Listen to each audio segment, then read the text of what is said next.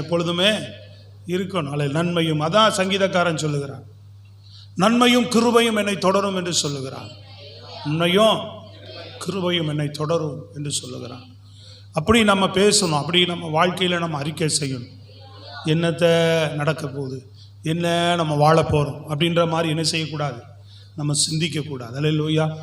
இல்லை, என்ன நமக்கு எதிர்மறையான காரியங்கள் நமக்கு முன்பாக நின்றாலும் கூட நம்ம விசுவாச வார்த்தைகளை பேச வேண்டும், விசுவாச அறிக்கைகளை செய்ய வேண்டும்.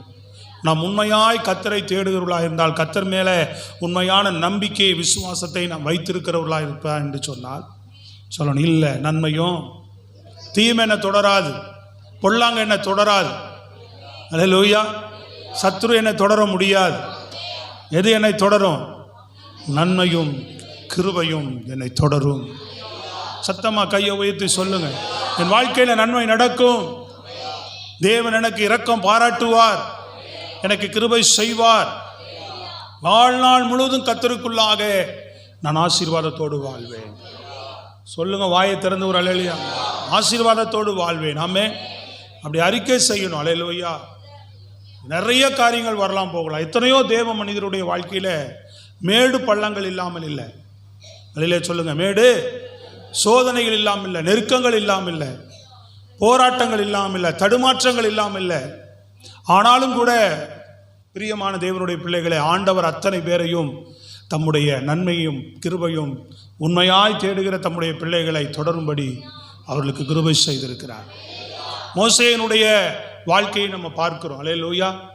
மோசேயினுடைய வாழ்க்கையில் கிட்டத்தட்ட நீங்கள் பார்த்தீங்கன்னு சொன்னால் அவருடைய வாழ்க்கை 120 வருஷம் வாழ்ந்தார். எத்தனை வருஷம் வாழ்ந்தார்? 120 ஆண்டுகள் மோசேயினுடைய வாழ்க்கை. அல்லேலூயா. தொடக்கத்தில் பார்த்தீங்கன்னா யாரால அவள் கொல்லப்பட வேணும், அவங்க தாயும் தகப்பனும் அப்படியே பெரிய ஆசீர்வாதத்தோடும் நிறைவோடுமா இருந்தாங்க? இல்லை. கவனிக்கிறீங்களா? செய்தி மேலே உங்கள் கவனத்தை முழுசாக திருப்புங்க. வார்த்தை ஆண்டவர் என்ன பேசுகிறார், எனக்கு என்ன ஆண்டவரை நீங்கள் சொல்ல போகிறீங்க? எத்தனை பேர் உண்மையாக ஒவ்வொரு நாளும் ஜெபிக்கிறீங்க? ஒவ்வொரு நாளும் உங்களுடைய ஜெபந்தான் கர்த்தர் உங்களோடு பேசிக்கிட்டே இருப்பார். ஆண்டவரே, நான் ஞாயிற்றுக்கிழமை போகிறேன், என்னோடு நீங்கள் பேசணும் அப்படிங்க. ஒரு நாளும் நீங்கள் ஆண்டவர்கிட்ட அர்ப்பணிச்சுக்கிட்டே இருக்கணும். நான் இந்த வாரம் போனேன், எனக்கு கொடுத்த நாளைக்கே நீங்கள் ஜெபம் பண்ண ஆரம்பிச்சிடணும். நேற்று எனக்கு கொடுத்த வார்த்தைக்காக ஸ்தோத்திரம். அதுதான் உண்மையான தேவ பிள்ளைகளுக்கு அழகாது. கர்த்தருடைய வார்த்தையாக நீங்கள் கனப்படுத்தணும். வருகிற வாரம் நான் போகும்போது எனக்கு தொடர்ந்து நீங்கள் பேசணும். உங்கள் வார்த்தையை மட்டுமே என்னை நடத்தட்டும், நீர் மாத்திரமே என்னை நடத்துவீராக. இப்படிலாம் நம்ம அர்ப்பணிக்கும் போது தான் கர்த்தர் நடத்த முடியும், கர்த்தர் நம்ம வாழ்க்கையில் கிரியை செய்ய முடியும். அத்தனை பேருக்கு நான் சொல்கிறது விளங்குது? கர்த்தர் நல்ல வராமேன். அப்போது அவனுடைய வாழ்க்கையில் பாருங்கள், கிட்டத்தட்ட 120 ஆண்டுகள் அவனுடைய வாழ்க்கையில் கொல்லப்பட வேண்டிய ஒரு நபருடைய கரங்களிலேயே ஆண்டவர் கொடுத்து என்ன செய்கிறார்? 40 ஆண்டுகள் அவனை வளர்க்கிறார். 120 வருஷத்தில் பார்த்தீங்கன்னா எந்த நபர் கொல்லப்படணுமோ அந்த நபர் மூலமாக என்ன செய்கிறார் ஆண்டவர்? பார்வோனுடைய குமாரத்தினுடைய கரத்திலேயே கொடுத்து 40 வருஷம், அதான் நன்மையும் கிருபையும். 40 ஆண்டுகள் அவனை என்ன செய்கிறார் ஆண்டவர்? தொடருது. நல்ல புரியுதா உங்களுக்கு? அழிக்கப்பட வேண்டியவன் காக்கப்படுகிறான். அதான் நன்மையும் கிருபையும். அந்த நன்மையும் கிருபை தொடரலைன்னா அவன் ஓட்ட நின்றுக்கும். தேவனுடைய நன்மையும் கிருபையும் உங்கள் வாழ்க்கையை என் வாழ்க்கையை தொடராமல் போயிருந்தா, அவள் தொடர்ந்து நம்ம வாழ்க்கையில் வராமல் இருந்தால் எங்கேயோ நம்ம வாழ்க்கை முடிஞ்சிருக்குன்ற. எத்தனை பேர்னால அதை சொல்ல முடியும்? எங்கேயோ என் வாழ்க்கை தொடராமல் அங்கேயே நின்றுருக்கும். எங்கே நின்றுருக்கும் மோசேயினுடைய வாழ்க்கை? அவன் தாயும் தகப்பனும் பெற்றெடுக்கும் போதே, ஒரு சிசுவாக இருக்கும் போதே, ஒரு குழந்தையாக இருக்கும் போதே அவனோட ஓட்டம் நின்றுருக்கும். எப்படி தொடருது? தேவனுடைய நன்மையும் கிருபையும் அவனை தொடருவதினாலே. தாயின் கருவிலே முன்குறிக்கிறவர் நம்மை, அங்கிருந்து நம்மளை காக்கிறவர் என்ற விசுவாசம் நமக்கு தேவை. அங்கே நன்மையும் கிருபையும் தொடர்ந்ததுனால தான், நல்லா கவனிங்க, எவன் அழிக்க வேண்டுமோ அதே மனிதன், அதே நபர் என்ன செய்கிறான்? அந்த நபரிடத்திலே ஆண்டவர் கொடுத்து அங்கே 40 ஆண்டுகள் வளர்க்க செய்கிறார். அங்கே ஆபத்து வரும்போது ஆண்டவர் என்ன செய்கிறார்? அவன் மாமன் ஆகிய எத்ரோவினோட கரத்தில் கொடுத்து, எங்கள் வார்த்தையை வச்சு இவன் நல்லா உட்காந்து கேளு, நல்லா உட்காந்து விழிச்சு நல்லா கொஞ்சம் கேட்டிங்கன்னா நல்லாயிருக்கும். செய்தியை துக்க வீட்டில் உட்காந்துருக்கிற மாதிரி உட்காந்துருக்கக்கூடாது. இல்லையா? சொல்லுங்கள் பார்ப்போம். கர்த்தருடைய வார்த்தை கேட்குற ஏதோ இங்கெல்லாம் விழுந்து போயிருக்கு, எல்லோரும் உட்காந்து அழுதுட்டு இருக்கிற மாதிரி அப்படி உட்காந்துருக்குறாங்க. சொல்லுங்கள் பரவாயில்ல கேட்குறேன் அப்படின்ற மாதிரி. அப்படி கேட்க வேண்டாமா ஆண்டவருடைய வார்த்தையை? சொல்லுங்கம்மா, விழிச்சு கேளுங்க, வசனத்தை தாகமாக கேளுங்க. ஸ்தோத்திரம். ஹல்லேலூயா. ஏன்னா நீங்கள் என்ன பார்க்குறீங்க, நான் உங்களை பார்க்கறதுனால தெரியும். இன்னும் 2 பேர் உட்காந்துருக்காங்க, அப்படிலாம் இருக்கக்கூடாது. கர்த்தருடைய சமூகம் இது. கையை உயர்த்தி சத்தமாக சொல்லுங்கள், நல்லா பலமாக சொல்லுங்க, விழிச்சு கவனிங்க. சொல்கிறது புரியுதா இல்லையா? ஸ்தோத்திரம். ஆமென். இந்த 1-2 பேர்னால நான் சொல்கிறது புரியுதா, கேட்குறீங்களா, விழிச்சு கேளுங்கன்னு சொல்ல வேண்டியது போயிடு. வசனம் போகுது பார்த்தீங்களா? ஹலோ, ஒரு தான் இருக்க வேணும். தேவ சமூகம் நமக்கே உணர்வு வேணும். எப்போவுமே நான் பல தடவை உங்களுக்கு சொல்லுகிறேன், நமக்கே வேணும். நம்மளே அதை ஆயத்தப்படுத்திக்கணும். ஆண்டவர் சமூகத்துக்கு போகிறேன், அவர் வசனத்தை அப்படிலாம் வாழ்ந்தால் தானே தேவன் நம்மளை ஆசீர்வதிக்க முடியும், நடத்த முடியும். இந்த கிருபை இரக்கம் நமக்கு பாராட்ட முடியும் அவர். அப்புறம் அதெல்லாம் இல்லாமல் நம்ம என்ன பண்ணுறோம்? இந்த இங்கே உக்காந்துருக்கிற இந்த 2 மணி நேரத்தில் கூட நம்ம எதையோ சிந்திச்சுட்டு ஏதோ ஒரு யோசனையில் பல மனநிலையில் நம்ம இங்கே உக்காந்துருந்தோம்னு சொன்னால் கொடுக்கக்கூடிய அந்த 2 மணி நேரத்தில் ஹல்லேலூயா.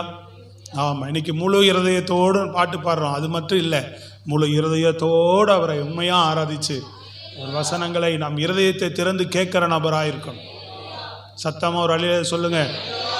இந்த காலம் ஏன் திரும்ப திரும்ப உங்களுக்கு சொல்லுகிறேன்னா, இந்த காலம் மிகவும் கொடிய காலம். நம்மளால் அதை கேட்க தேவனுடைய காரியங்களை நினைப்பதற்கோ கவனிப்பதற்கோ அதற்குள்ளே பிரவேசிப்பதற்கோ அதனுடைய வழிகளை காரியங்களை செயல்படுத்துவதற்கோ இன்றைக்கு எல்லா விதத்திலுமே என்ன உண்டு? தடைகளும் இடர்களும் உண்டு. அது கவனிக்கக்கூடாத அளவுக்கு தான் உலகம் இருக்குது இன்னைக்கு.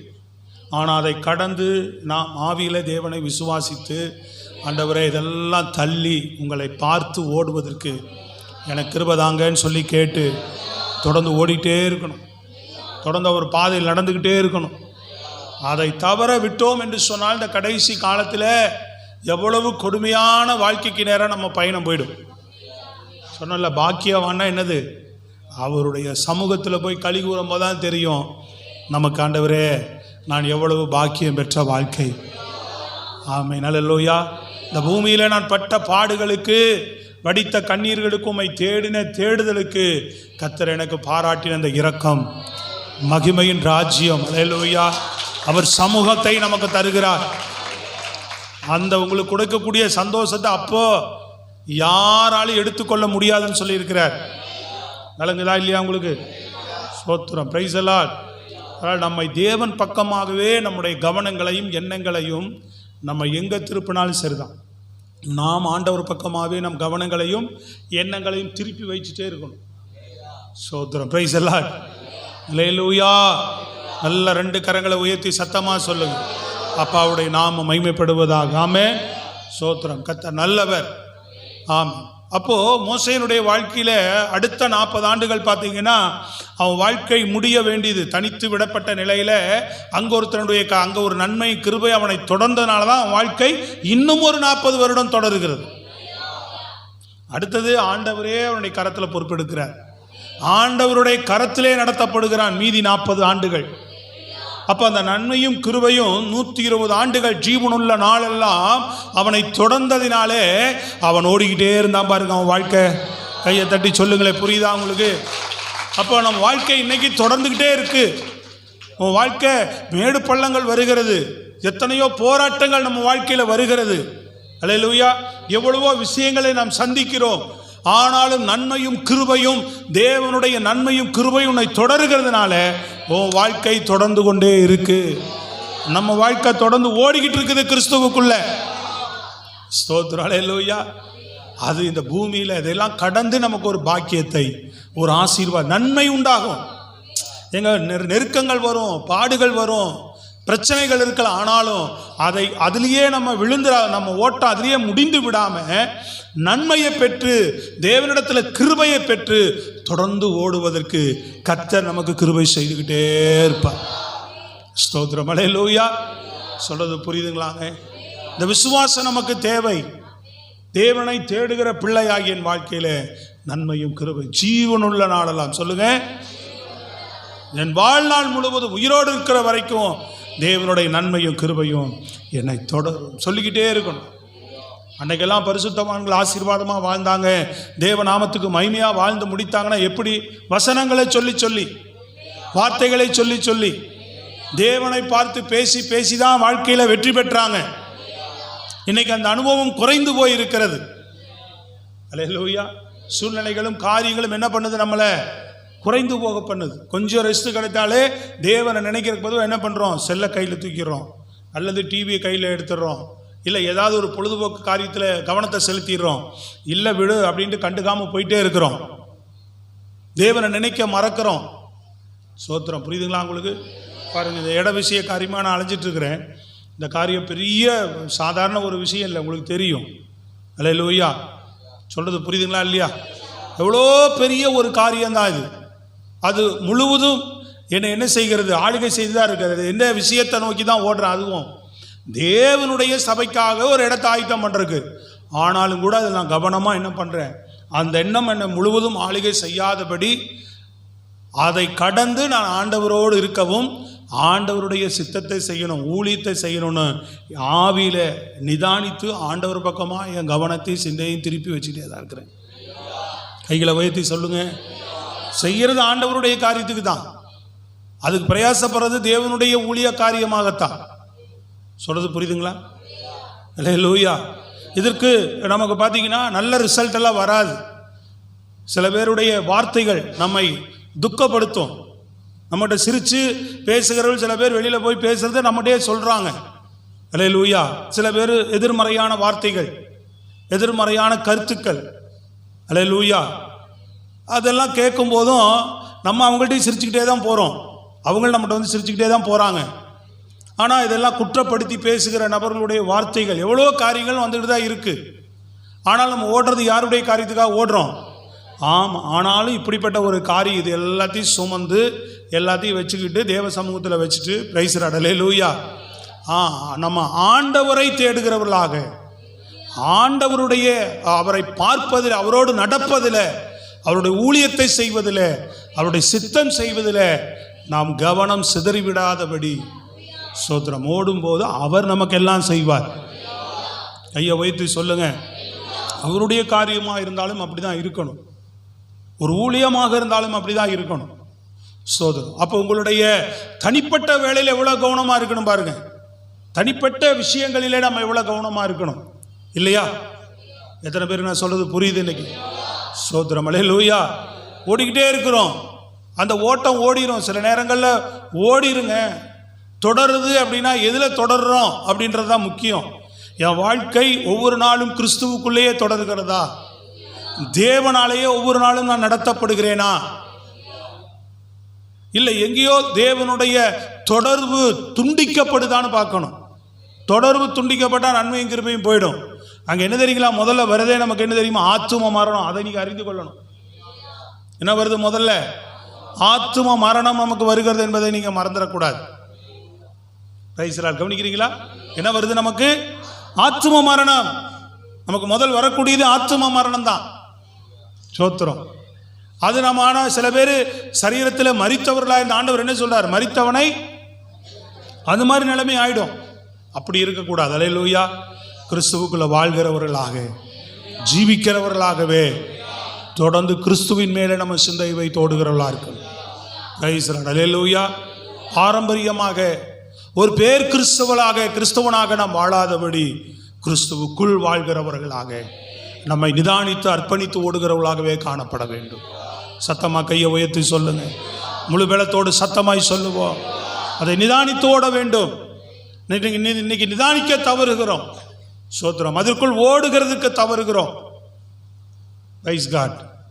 அல்லேலூயா. அப்போ அங்கே நிற்கும் போது தான், தேவ சமூகத்தில் நீங்கள் நிற்கும் போது தான், தேவனுடைய பாதத்தில் நீங்கள் உட்காரும் போது தான், கர்த்தருடைய வசனத்தை வாசிக்கும் போது தான், கர்த்தருடைய வார்த்தைகளை நீங்கள் கேட்கும் போது தான் உங்கள் ஆவிக்கு பலன் உண்டாயிட்டே இருக்கும். சத்தமாக ஒரு ஆமென் அல்லேலூயா சொல்லிகிட்டே இருக்கும். எங்கே உண்டாயிட்டே இருக்கும்? நீங்க தேவ சமூகத்தில் ஜெபிக்கும் போதும் வசனத்தை வாசிக்கும் போதும் வசனத்தை கேட்டுக்கொண்டே இருக்கும் போதும் உங்க ஆவியில பலன் உண்டாயிட்டே இருக்கும். அது நம்ம வாழ்க்கையில குறையும் போது தானா நம்ம மனம் எண்ணம் எங்கேயோ போயிடும். கவலைகள் தொற்றிக்கொள்ளும், பாரங்கள் தொற்றிக்கொள்ளும், பிரச்சனைகள் தொற்றிக்கொள்ளும், பாவங்கள் தொற்றிக்கொள்ளும். ஒரு வீட்டில் நீங்க குடியிராத போது பாருங்க, ஒரு வீட்டை சும்மா ஒரு 10 நாள் பூட்டி வச்சுட்டு போயிட்டு வந்து பாருங்க. ஒன்றுமே செய்யலை, பூட்டி வச்சுட்டு தானே போனேன். வந்து பார்த்தா ஒற்றை அடித்து அது அழுக்கு பிடிச்சி அது உள்ளே வந்தாலே அதனுடைய நிலைமையே மோசமாக இருக்கும். நீங்கள் மறுபடியும் அந்த வீட்டை ஒற்றை அடித்து நல்லா கழுவி மொழுகி சுத்தம் பண்ணி அதை ஒழுங்குபடுத்தினாதான் நீங்கள் அந்த வீட்டிலே திரும்ப இருக்க முடியும். ஒரு வீட்டை பூட்டி வச்சு பாருங்கள், சும்மா பூட்டு போட்டு பாருங்கள். நீங்கள் ஓட்டுக்கிற வாகனத்தை ஒரு 10 நாள் 15 நாள் எடுக்காமல் அப்படி போட்டு வச்சு பாருங்கள், ஸ்டார்ட் ஆகாது. புரியுதா உங்களுக்கு? ஒரு வீட்டை மூடி வச்சு பாருங்க, அவ்வளோதான், அப்புறம் சுத்தமாக இருக்காது. அதுபோல் தேவனோட நம்ம இல்லைன்னு வச்சுக்கோங்களேன், நம்ம இருதயம் சுத்தமாக இருக்காது, எல்லாம் வந்து மண்டிக்கும். சும்மா தானே பூட்டி தானே வச்சுருக்குறோம், ஜன்னலெல்லாம் அடைச்சி வச்சுருந்தேனே, எப்படி இவ்வளோ தூசி வந்தது, எங்கே ஒற்றை வந்தது, இதில் எப்படி இவ்வளோ அழுக்கு படிச்சுது சொல்லுங்க. அல்லேலூயா. அதுபோல் ஆண்டவர் நம்ம சமூக இருதயத்தில் வாசம் பண்ணால் எதெல்லாம் வந்து ஒட்டி கொள்ளுமோ நமக்கு தெரியாது. புரியுதுங்களா உங்களுக்கு? அப்போ ஆண்டவர் நமக்கு பாராட்டுகிற அந்த கிருபை, அந்த நன்மை, அந்த கிருபையும் ஜீவனுள்ள நாளெல்லாம் பிரியமானவர்களே, ஆண்டவரை விசுவாசத்தோடு தேடி ஓடுங்க, அது உங்களை தொடர்ந்து வந்துக்கிட்டே இருக்கிறது. கையை தட்டி சொல்லுங்க. அல்லேலூயா. அது என்ன செய்கிறது? வாழ்நாள் முழுவதும், உங்கள் வாழ்க்கை முழுவதும் அது தொடர்ந்து வந்துக்கிட்டே இருக்கும். எதையும் பார்க்காதீங்க, ஆண்டவரை பாருங்க. அல்லேலூயா சொல்லுங்க. கர்த்தர் உங்களை வழி நடத்திக்கிட்டே இருப்பார். உன் வாழ்க்கை தொடர்ந்துகிட்டே இருக்கும். எதுக்குள்ள தொடர்ந்துகிட்டே இருக்கணும்? ஒவ்வொரு நாளும் வாழ்க்கை கிறிஸ்துவுக்குள்ள பிறக்கிறது, கிறிஸ்துவுக்குள்ள தொடங்குகிறது நம்ம வாழ்க்கை. ஒவ்வொரு நாளும் ஆண்டவர் என்னை வழி நடத்துகிறார். அல்லேலூயா. உன் மேடு பள்ளங்களை கடந்து அவர் உனக்கு ஒரு இரக்கத்தையும் கிருபையும் பாராட்டுவார். உன் வாழ்க்கையில் ஒரு நன்மையை செய்து கொண்டேதான் இருக்கிறார். ஒவ்வொருடைய வாழ்க்கையிலும் பாருங்க. இப்போ நெகேமியுடைய வாழ்க்கையில் நீங்க பார்த்தீங்கன்னா நகோமியினுடைய வாழ்க்கை, ஸ்தோத்திரம், அல்லேலூயா. நகோமி ரூத் புஸ்தகத்தில் வராங்கல்ல, நகோமியினுடைய வாழ்க்கையில் நீங்கள் கவனித்து பாருங்கள். அவங்களுடைய வாழ்க்கையில் அவங்க ஆண்டவரை பாருங்க, பிரியமானவர்களே, நல்லா கவனிங்க. அதுக்கு தான் சொல்லுகிறேன், எங்கே ஆண்டவரை டச் பண்ணாங்கன்னு தெரியல அவங்க. மோசே பாருங்க, என் கண்களில் உனக்கு கிருபை கிடைத்தது என்றார். அப்போ அவன் பிறக்கும் போதே ஒருவனை பற்றி ஆண்டவர் அறிகிறார், இவன் இப்படி பட்டவன் சொல்லி. நல்லா கவனிக்கிறீங்களா தம்பிகளா? இல்லை கையை உயர்த்தி சொல்லுங்க. அப்போ எங்கேயாவது ஒன்று உன் வாழ்க்கையில நீ தேவனை ஏதோ ஒரு விதத்தில் நீ இருதயத்தில் எந்த பகுதியில் கர்த்தரை நீ தொட்டேன்னு தெரியாது. அந்த நகோமி எந்த பகுதியில் தேவனை டச் பண்ணாங்கன்னு தெரியல. ஆனால் இழப்பு இல்லாமல் இல்லை. எருசலேமில் வந்து அவங்க பஞ்சத்தினால தான் எங்கே போகிறாங்க? மோவாப் தேசத்துக்கு போகிறாங்க. அங்கே கணவர் இறந்து போகிறார், 2 பிள்ளைகள் இறந்து போகுது, வாழ்வாதாரத்தை இழந்து போகிறாங்க. அடுத்தது வாழ்கிறதுக்கு வழி இல்லை, வயதாகி விட்டது. இனி கொஞ்ச நாள் தான் ஏதோ வாழ போகிறோம், எப்போ இன்னைக்கா நாளைக்கான்னு தெரியாது, ஆனால் வாழ்கிற வரைக்கும் ஓடி ஆகணும்.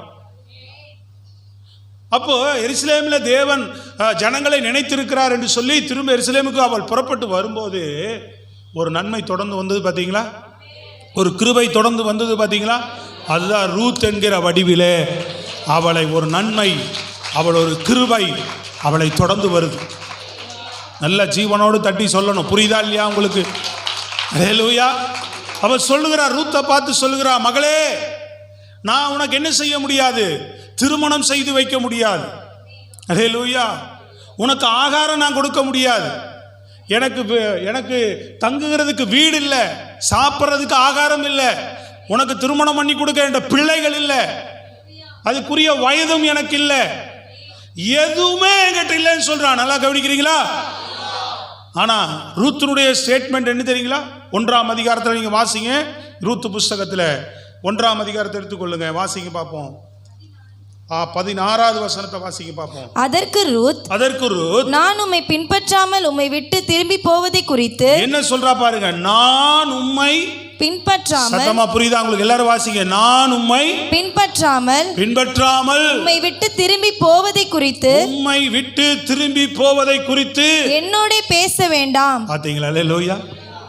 உன்னை பின்தொடர்ந்து வருவேன். ஹலோ, என்னது? எந்த வடிவில் வருது? ஆண்டவர் எந்த வடிவில் ஆண்டவர் அனுப்புறாரு? நகோமிக்கு ஒரு நன்மையை, கிருபையை. ஹலோ, விளங்குதாங்க? என்ன கவனிக்கிறீங்களா எல்லாரும்? எந்த வடிவில் அனுப்புறாரு? எந்த வடிவில் உங்களுக்கு அனுப்புவாருன்னு தெரியாது. பண நெருக்கடியில் இருக்கிறீங்களா? பணத்தின் மூலமா உனக்கு செய்யலாம். ஏதோ ஒரு மனிதர் மூலமா உனக்கு செய்யலாம். எந்த வடிவில் அவருடைய நன்மையும் கிருபையும் உன் வாழ்க்கையை தொடர்ந்துட்டு இருக்குது தெரியாது. மோசேக்கு ஒரு பார்வோனின் குமாரத்தி, பின்பு ஒரு எத்ரோ, பின்பு தேவனுடைய கரமே நடத்துச்சு. சொல்லுங்க அல்லேலூயா. எந்த மனிதன் மூலமாக உனக்கு உதவி வரும் தெரியாது. எந்த மனிதன் மூலமா நன்மை கிருபை உன்னை பின்தொடரும்? உனக்கு ஒரு வேலை வாய்ப்பின் மூலமாக, அல்லேலூயா, உனக்கு வருகிற துணைகள் மூலமாக, உனக்கு கிடைக்கிற பிள்ளைகள் மூலமாக ஏதாவது ஒரு நன்மை உன் வாழ்க்கையில் இல்லாமல் போகாது. அதை மட்டும் நீ பார். அல்லேலூயா. சொல்லுங்களேன். நல்ல கரங்களை உயர்த்து, நல்ல சத்தமா கரங்களை உயர்த்து, முழு பலத்தோடு கரங்களை உயர்த்தி சொல்லுங்க அல்லேலூயா. ஏதாவது ஒரு நன்மையை நான் ஆண்டவர் வைத்திருப்பார். அந்த நன்மை உன்னை தொடர பண்ணும். அல்லேலூயா. சுற்றிலும் பார்க்கும்போது ஆண்டவரே எங்கேயும் என்ன இல்லை, சூழ்நிலை சரியில்லை, அவ்வளவுதான் என் வாழ்க்கை அப்படின்னு அவன் நிற்கிறான். அல்லேலூயா. மோசேயினுடைய வாழ்க்கை அதே தான். ஒவ்வொரு கட்டத்திலையும் விளங்குதாங்க. உங்கள் வாழ்க்கையில் எங்கேயோ நீங்கள் சுற்றிலும் பார்க்கும் போதெல்லாம் உங்கள் வாழ்க்கையில் அவ்வளவுதான் அப்படி நினைக்கிற மாதிரி நிறைய கட்டங்கள் இருக்கலாம். ஆனால் கர்த்தர் கண்கள் காணாத ஒரு நன்மையை, அல்லேலூயா, அது யார் தெரியுங்களா? நன்மை யார் தெரியுங்களா? இயேசு. கிருபை யார் தெரியுமா? இயேசு. இல்லையா? சொல்லுங்க அம்மா. நன்மையும் கிருபையும் யாரு? அவரும் கண்களுக்கு தெரியாம உன் பின்னாடியே நிற்கிற, எதற்கு தொடர்ந்து ஓடுறான்னு முதுக தட்டி கொடுத்து தள்ளுறது. அல்லேலூயா. ஆமாம், நிறைய பேர் இழுத்து பிடிச்சிருவாங்க. ஆண்டவர் தட்டி கொடுத்து ஓடு, நான் கூட இருக்கிற, தொடர்ந்து போ. அல்லேலூயா. தொடர்ந்து போ, சோர்ந்து போகாதே. ஆமாம், அப்படின்னு சொல்லி ஆண்டவர் உன்னை தட்டி கொடுத்து உன்னை எந்த பகுதியிலாகவும் எந்த சூழ்நிலையிலாகவும் உன்னை நடத்துவதற்கு என் தேவன் போதுமானவராயிருக்கிறார். அடம்பிடிக்கிறா, ஒண்ணுமே இல்லைங்க, தகுதியே இல்லை, எனக்கு எந்த அடிப்படையுமே இல்லை. ஐயோ, எனக்கு ஒரு நல்ல வேலை ஆண்டவர் கிடைக்க பண்ணாரே, எனக்கு ஒரு நல்ல வாழ்க்கையை ஏற்படுத்தி கொடுத்தாரே, ஸ்தோத்திரம் அல்லேலூயா. எனக்கு ஐயோ இது என்ன ஆகுமோ ஏதாகுமோ நினைச்சேன், எனக்கு ஒரு நல்ல கால சூழ்நிலை உருவாக்கி கொடுத்தாரு. சொல்றது விளங்குதாங்க? அதை இதுவரைக்கும் செய்திருக்கிறார், இனிமேலும் உன் வாழ்க்கையில செய்வார். அவர் கையை தட்டி ஜீவனோடு சொல்லுங்க, இதுவரைக்கும் செய்தவர் உன் வாழ்க்கையில, இனிமேலும் உங்க வாழ்க்கையில் அதை செய்ய வல்லவராய் இருக்கிறார் என் தேவன். ஸ்தோத்திரம். ஆமென்.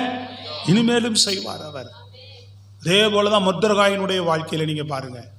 அவன் நினைக்கல இந்த அச்சியாலை வளர்க்கும் போது ஒரு எஸ்தரா மாறுவா. அல்லேலூயா. இவளால் எனக்கு 127 நாடுகளுக்கு பெரிய ஒரு அதிபதியாக மாறுவேனெல்லாம் தெரிந்து அவளை வளர்க்கல. அவளுக்கு தாயும் இல்லை, தகப்பனும் இல்லை, சித்தப்பா பொண்ணு. அல்லேலூயா. என்னது? சித்தப்பா பொண்ணு. Praise God. அங்கே அப்போல்லாம் அந்த நாட்கள் மாதிரி இல்லை, ஏறக்குறைய பார்த்தீங்கன்னா அண்ணன் மாதிரி தான். ஆனால் இவன் அப்பா வயது, அவருக்கு சித்தப்பா பொண்ணு மாதிரி ஆயிடுச்சு.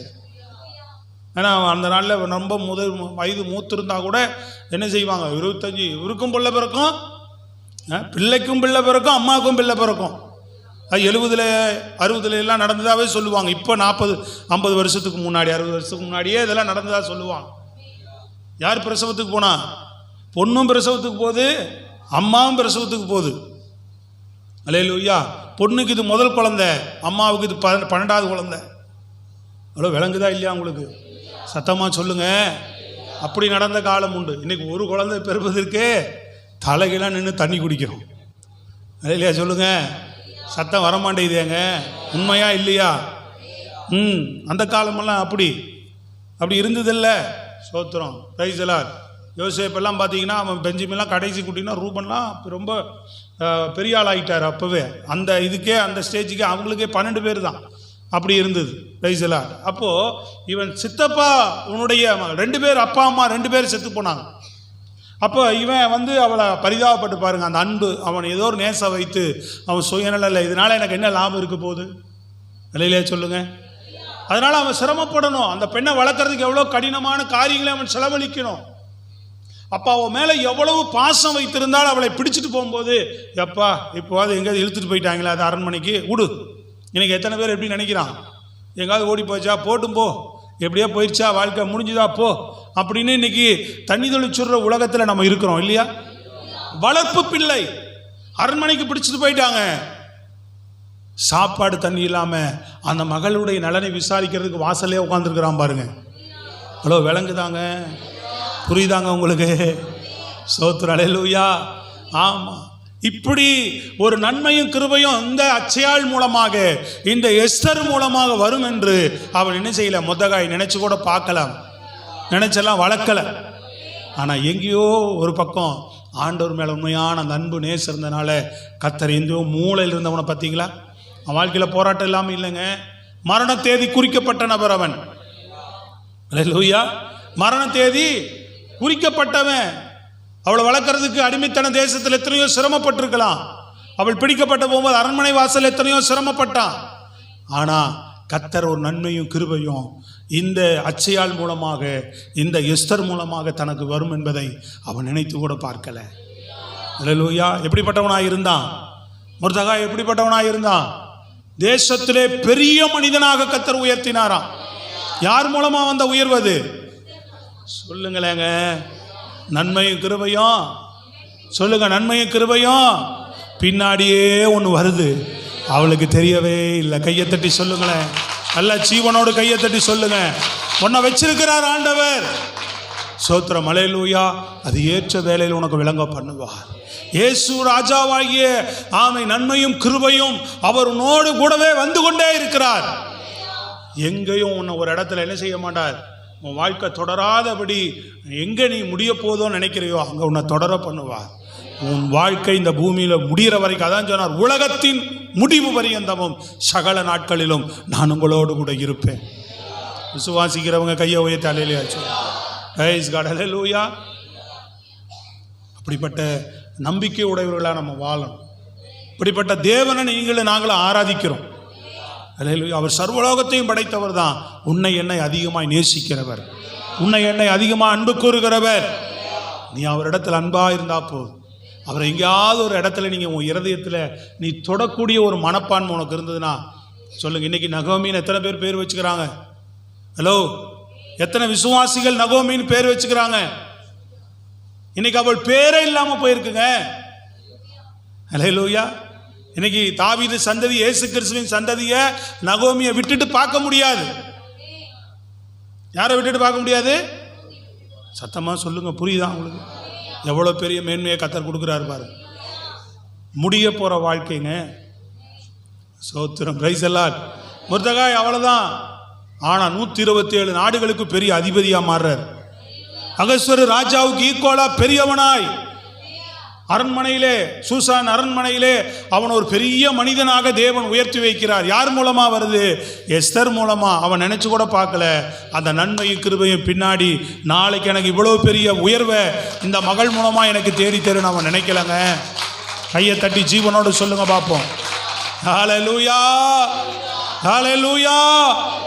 ஆமாம், தேவன் அதை உங்களுக்கு எனக்கு செய்ய வல்லவர். அதான் சொல்கிறேன், ஏதாவது ஒரு நபர் மூலமாக இருக்கலாம், ஏதாவது ஒரு வாய்ப்பு, வேலை வாய்ப்புகளை உனக்கு கொடுக்கலாம். அல்லேலூயா. உன் வாழ்க்கை எங்கேயுமே தடைபட்டு நின்றாது. ஏதாவது ஒன்றை உனக்கு கொடுத்து அவரை தேடு, அப்போ தான் உனக்கு தெரியும். ஸ்தோத்திரம், அல்லேலூயா.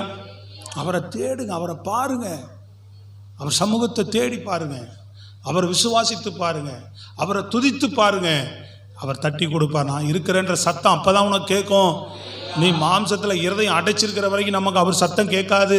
அவர் கூட இருக்கிறத உணர முடியாது. அவர் எங்கே நடத்த போகிறார், நம்மளை குழப்பிக்குவோம். எல்லாத்தையும் நீங்கள் தூக்கி சிலுவையில் வச்சுட்டு ஆண்டவர் சமூகத்தை மாத்திரம் ஸ்தோத்திரம், அல்லேலூயா, துதிச்சு கையை அவருக்கு நேராக உயர்த்தி கொஞ்சம் நேரம் அவர்கிட்ட ஒப்பு கொடுத்துருங்க. ஆமாம், உனக்கு நன்மையை அங்கே வச்சுருப்பார் பாருங்க. அல்லேலூயா. ஒரு கிருபையை வச்சிருப்பார் பாருங்க, அது ஆச்சரியமா இருக்கும். அல்லேலூயா. ஆமே. நீ நினைச்சு பார்க்க முடியாத வாழ்க்கையை தொடர்வதற்கு அவர் உன்னை நடத்தி கொண்டே வருவார். சோத்திரம். ஆமே. மூன்றாவது ஒரு நபரை சொல்லுகிறோம் பாருங்க, இருக்கிறதுலே ரொம்ப இது ரொம்ப ஆச்சரியமான ஒரு விஷயம்தான். மோபிபேசேத். அல்லேலூயா. யாரு? யோனாத்தானுடைய குமாரன். யார் மூலமா தெரியுங்களா அந்த நன்மையும் கிருபை அவனுக்கு? தாவீது மூலமா. சோத்திரம். யார் மூலமா? புரியுதா? ஏன் மோபிபேசத்திற்கு அப்படிப்பட்ட ஒரு கிருபை கிடைச்சது, அப்படிப்பட்ட ஒரு நன்மை கிடைச்சது? அல்லேலூயா.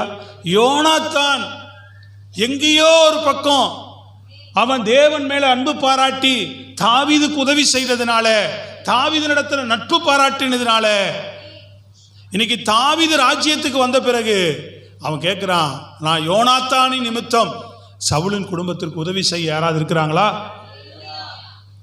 புரியுதுங்களா உங்களுக்கு? ஏன்னா ஒரு ராஜ்யம் வந்த பிறகு அவன் ராஜ்யத்துக்கு கீழே இருக்கிற அத்தனை பேரையுமே சங்கரிச்சிருவாங்க, விட்டு வைக்க மாட்டாங்க.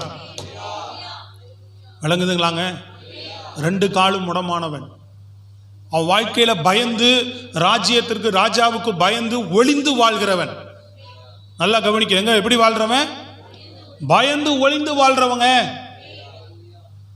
அப்போ யோனாத்தான் மூலமாக மோபிபேசத்திற்கு பாருங்க நன்மையும் கிருபையும். ஆமென். அல்லேலூயா. அது கடைசி வரைக்கும் அவனுக்கு இருந்தது. சவுலின் வீட்டிலே அவனுக்கு ஒரு பெரிய கிஃப்ட், பெரிய கிருபை. அவன் அழிக்கப்பட வேண்டிய சவுலின் குடும்பத்தில் அத்தனை பேரையும் அழிச்சாச்சு. மிச்ச மீதி இருந்தவர்களை கிபியோனியர் கேட்டு வாங்கி சவுலின் குடும்பத்தை கொன்னுட்டாங்க. ஆண்டவரும் விட்டு வைக்கல, அவங்க மேல நியாய தீர்ப்பை செலுத்தினார். ஆனா யாருக்கு மட்டும் இரக்கம் செய்தார்? யாருக்கு மட்டும் கிருபை செய்தார்? மேவிபோசேத்திற்கு மட்டும் கிருபை செய்தார். யோனாத்தான் கேட்டு அவருங்க தாவீது கேட்டு என்ன உதவி செய்ய? சாம்பேல் 2 சாம்பேல்ல எடுத்து வாசிங்க அந்த ஒரு அதிகாரத்தை மாத்திரம். 9ஆம் அதிகாரம் 6-10 வரை வாசிங்க. அவனுக்கு கிடைக்கப்பட்ட அந்த மேன்மை, ராஜ்யத்தில் ஒளிந்து வாழ்கிறவனுக்கு கிடைக்க மேன்மை. எல்லாரும் எடுத்துக்கொள்ளுங்க. 2 சாம்பேல் வேகமாக எடுங்க பார்ப்போம். அந்த வேத பகுதி எல்லாரும் நீங்கள் சற்று கவனித்து பாருங்க. வேத பகுதியை நீங்கள் வாசிக்கும் போது அந்த கவனித்தீர்கள் என்றால் நலமா இருக்கும். 395வது பக்கத்தில், சரியா? 395வது பக்கம், பழைய ஏற்பாட்டில் 6வது வசனம் பாருங்க எல்லாரும். சவுலின் குமாரனாகிய யோனாத்தானின் மகன் மேவிபோசேத் தாவீதினிடத்தில் வந்தபோது முகங்குப்புற விழுந்து வணங்கினான். அப்பொழுது தாவீது மேவிபோசேத்தே என்றான். அவன் இதோ அடியேன் என்றான். தாவீது அவனை பார்த்து, நீ பயப்படாதே, உன் தகப்பனாகிய யோனாத்தான் நிமித்தம் நான் நிச்சயமாய் உனக்கு தயவு செய்து உன் தகப்பனாகிய சவுலின் நிலங்களெல்லாம் உனக்கு திரும்ப கொடுப்பேன். நீ என் பந்தியில் நித்தம் அப்பம் புசிப்பாய் என்றான். அப்பொழுது அவன் வணங்கி, செத்த நாயை போல் இருக்கிற என்னை நீர் நோக்கி பார்க்கிறதற்கு உமது அடியான் எம்மாத்திரம் என்றான். ராஜா சவுலின் வேலைக்காரனாகிய சீபாவை அழைப்பித்து அவனை நோக்கி, சவுலுக்கும் அவன் வீட்டார் எல்லாருக்கும் இருந்த யாவையும் உன் எஜமானுடைய குமாரனுக்கு கொடுத்தேன். எவ்வளோ பெரிய ஒரு ராஜா, ஏற்கனவே ராஜாவா இருந்த சவுலுடைய நிலம், அவனுக்கு ஏகப்பட்ட பிள்ளைகள் இருந்தது, ஏகப்பட்ட பேர பிள்ளைகள் இருந்தாங்க. கவனிக்கிறீங்களா? எத்தனையோ பேர பிள்ளைகள் உண்டு அவனுக்கு, எத்தனையோ குமாரத்திகள் இருந்தாங்க. மீகால் இருந்தா, எத்தனையோ குமாரத்திகள் இருந்தாங்க, பேர பிள்ளைகள் இருந்தது. ஆனா யாருக்குமே கொடுக்கப்படல. சவுலுடைய நிலம், சொத்து பத்துகள் யாருக்கு கொடுக்கப்படுது? இந்த மோபிபேசேத்திற்கு கொடுக்கப்படுகிறது. சோத்ர. அல்லேலூயா. அத்தனையும் நான் அப்படியே என்ன செய்கிறேன்? உனக்கு கொடுக்கிறேன். அது மாத்திரமல்ல, நீ எப்படி இருப்ப? நீ ஏற்கனவே ராஜகுமாரனாக இருந்தவன், இனிமேல் அல்லேலூயா ஓடி. ஏன்னா நல்லா கவனிங்க, அவன் நியாய தீர்க்கப்பட வேண்டியவங்க. தேவனுடைய நன்மை கிருபை தாயின் கருவிலே உலக தோற்றத்துக்கு முன்னே மோபிபேசத்தின் மேலே கர்த்தர் வைத்திருந்தார். அது பயங்கர ஆச்சரியமான ஒரு காரியம் அது. சோத்திரம். அவன் குடும்பங்களிலே ஒரு ஆச்சரியமான விஷயம் அது. யாரும் அவர்கள் குடும்பத்தில் தப்பி பிழைப்பதற்கு வாய்ப்பு கிடையாது. ஏன்னா தேவனை நியாயம் தீர்க்கிறார் அவங்கள. அவன் அவ்வளவு தேவனுக்கு பிரியமில்லாத விஷயத்தை செய்திருக்கிறான். அதுதான் அந்த நாட்களில் நடக்கக்கூடிய காரியம். புரியுதுங்களா உங்களுக்கு? ஆனால் ஒருத்தன் தப்பி பிழைக்கிறாங்க. சோத்திரம். அல்லேலூயா. அவன் மேலே வச்ச தயவு பாருங்க, கிருபை பாருங்க. சோத்திரம். எப்படி கிடைக்குது பாருங்க. அதுவும் சவுலுடைய அத்தனை சொத்து பத்துகளும் நிலங்களும் அவனுக்கு கொடுக்கப்படுகிறது. அது மாத்திரமல்ல, ராஜாவுடைய பந்தியில நித்தமும் ராஜகுமாரனை போல. ஏன் நான் ராஜா என்ன சாப்பாடோ அதே சாப்பாடு மேவிபோசேத்திற்கு கொடுக்கப்படும். நீ என்னுடைய பந்தியிலே அப்பம் புசிப்பா என்றார். நித்தமோ என்னுடைய எங்க ஒரு அலேலுயா ஒரு ஆமேன்னு சொல்லுங்களேம்மா. கையை உயர்த்தி சொல்லலாமே நல்ல சத்தம். தேவநாமம் படட்டும். பிரைஸ் எல்லாம். நித்தமும் என்ன செய்வேன் பந்தியில அப்படிப்பட்ட மேன்மையை கத்த தருவார். ஓடி ஒளிஞ்சிருந்தவன், பயந்து ராஜாவுக்கு பயந்திருந்தவன், இன்னைக்கு ராஜாவுடைய பந்தியில அரண்மனை வாசல் இருந்தவன் இன்னைக்கு ராஜாவின் அரண்மனையில பெரிய அதிகாரி. அல்லேலூயா. இப்படி ஒரு நன்மையும் கிருபையும் வரும் என்று தெரியாது. அல்லேலூயா. எருசலேமுக்கு போறேன், இருக்க இடம் இல்லை, சாப்பிட்றதுக்கு வழி இல்லை, வாழ்றதுக்கு வழி இல்லைன்னு போனேன். நகோமியினுடைய வாழ்க்கையில நீங்க பார்த்தீங்கன்னு சொன்னா அந்த தேசத்திலேயே அந்த பட்டணத்திலேயே உயர்ந்த மனிதனுடைய அல்லேலூயா இன்றைக்கு ஒரு உறவுக்கார பெண்ணா அவ மாறி போறா. அல்லேலூயா. உறவுக்கார பெண்ணு தான், ஆனாலும் கூட அது தகுதி இல்லை. தகுதியை அந்த நன்மையை கிருபையை ரூத்து மூலமா தேவன் ஏற்படுத்தி கொடுக்கிறார். கையை உயர்த்தி சத்தமா அல்லேலூயா. Price God. அல்லேலூயா. அவர்களுக்கெல்லாம் அந்த வடிவிலே வந்தது, சில மனிதர்களால் வந்தது. நமக்கு எந்த வடிவில் ஆண்டவர் செய்வார்னு தெரியாது, எந்த விதத்தில் உங்களுக்கெல்லாம் செய்வார்னு தெரியாது. சொல்றது புரியுதுங்களா? இந்த தேவனை உண்மையாய் நீங்கள் ஆராதித்தால், இந்த கர்த்தரை நீங்கள் உண்மையாய் சேவித்தால், அவருக்கு பிரியமாய் நீ நடந்தால், உங்கள் வாழ்க்கை அவருக்கு பிரியமாய் ஏதோ ஒரு பகுதியிலேயாவது இருந்தா கர்த்தருக்கு ஸ்தோத்திரம். அல்லேலூயா. எங்காவது ஒன்றை அவர் உனக்கு பார்த்தா உன் வாழ்க்கையை விட மாட்டாருங்க. சொல்றது புரியுதுங்களாங்க? எல்லா பக்கம் ஜீரோவாக இருந்தால் தான் கஷ்டம். எங்காவது ஒரு பக்கமாவது உண்மையான அன்பு நேசம் உனக்கு இருந்தா ஒரு நன்மையும் கிருபையினை தொடங்குவார். என் பக்கம் எல்லா பக்கம் கைவிட்டு போயிடுச்சே, ஸ்தோத்திரம். அல்லேலூயா. ஆனால் ஏதாவது ஒரு மூலையில் ஆண்டவர் எழுப்புவார் பாருங்க. ஸ்தோத்திரம். அதுதான் ஆண்டவர் செய்கிற அற்புதம். ஐயோ சில பேர் பாருங்க, ஆண்டவரை தேடி தேடி என்ன பலன், ஐயோ பிள்ளை இப்படி போயிடுச்சு, இன்னொன்று கணவர் இப்படி குடிகார கணவராக மாறிட்டார், ஆண்டவர் வாய்ப்பு இல்லை, வழி இல்லை அப்படின்னு போகும்போது ஏதாவது ஒன்று உனக்கு ஏற்படுத்துவார், ஒன்று உனக்கே செய்வார். இல்லைன்னா உன் வாழ்க்கையில் ஒன்றை முளைக்க பண்ணுவார். இதா நீ எங்கேயோ என்னை தேடின பார்த்தியா, அதுக்கு இதுதான் நன்மை. அல்லேலூயா. அது உங்கள் பிள்ளை வடிவில் இருக்கலாம், உங்கள் மகன் வடிவில் இருக்கலாம், உங்கள் உறவுகள் வடிவில் இருக்கலாம், உங்கள் வேலை வாய்ப்புகளின் வடிவில் இருக்கலாம். அது எந்த வடிவில் உனக்கு தந்தாரோ, நீ எங்கேயோ கர்த்தரை டச் பண்ணதுனால கர்த்தர் உனக்கு நன்மை ஒன்றை வைத்திருக்கிறார். அதை உன்னை காத்து நடத்தும், அது உன்னை தொடர்ந்து தொடர பண்ணும். அது உன் வாழ்க்கையை என்ன செய்யும்? தொடர பண்ணும். அது உனக்கு மேன்மையை கொண்டு, நீ இன்னும் உண்மையா தேடு, தேவனுக்கு உண்மையா அர்ப்பணிங்க. அது உனக்கு பெரிய மேன்மையை கொண்டு வரும், பெரிய ஆசீர்வாதத்தை உன் வாழ்க்கையில் கொண்டு வரும், பெரிய ஜெயத்தை கொண்டு வரும். கர்த்தர் அதுதான் சொல்லுகிறார். அதை நினைத்து கர்த்தரை ஆராதி, அதை நினைத்து கர்த்தரை துதி. ஹல்லேலூயா. எழுந்து நிற்போமா? கர்த்தருக்கு நாம் மகிமை செலுத்துவோம். ஹல்லேலூயா. ஹல்லேலூயா. ஸ்தோத்திரம் ஆண்டவரே.